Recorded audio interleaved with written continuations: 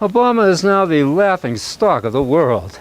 Just watching him touting U.S. hypocrisy for all the world to see at the UN embarrasses any thinking U.S. citizen. I mean, doesn't this clown realize that everyone can see through his jive? Today we see the collapse of strong men and fragile states breeding conflict and driving innocent men, women, and children across borders on an epic scale. Brutal networks of terror have stepped into the vacuum. You're the one who caused it. Your regime change in Iraq, Libya, and now your disastrous attempts in Syria has fostered terrorist groups who you arm to fill the vacuum. Everyone knows there's no difference between good terrorists and bad terrorists. They work together, trading U.S. weapons with each other.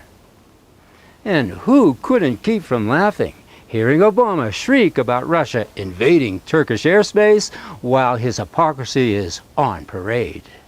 We recognize the deep and complex history between Russia and Ukraine, but we cannot stand by when the sovereignty and territorial integrity of a nation is flagrantly violated.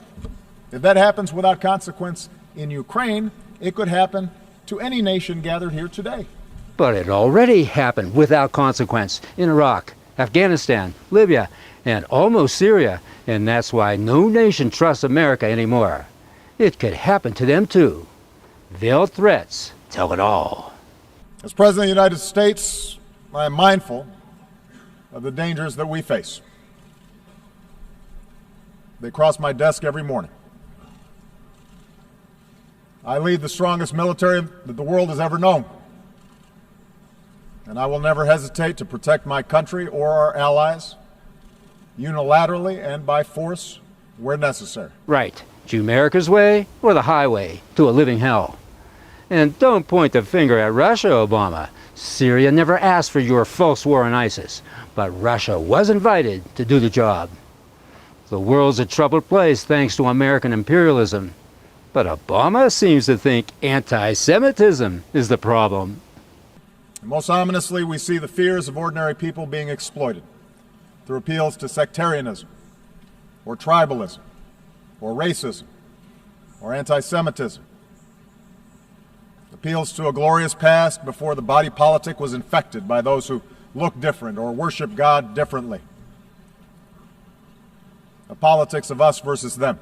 More like Jews versus us.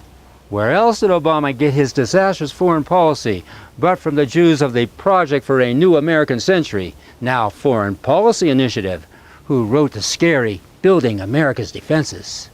The usual suspects were among the signatories: Kagan, Crystal, Cohen, still active in spreading wars with the Jews around the world.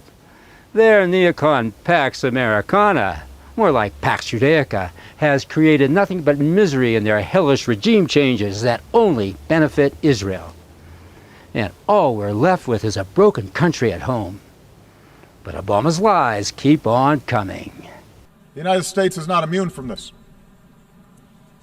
Even as our economy is growing and our troops have largely returned from Iraq and Afghanistan. Stop there.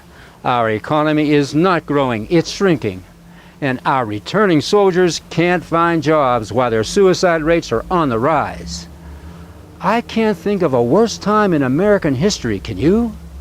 America needs to admit its failures and apologize to the world. But don't count on it. When Jews rule a country, repentance is bad policy.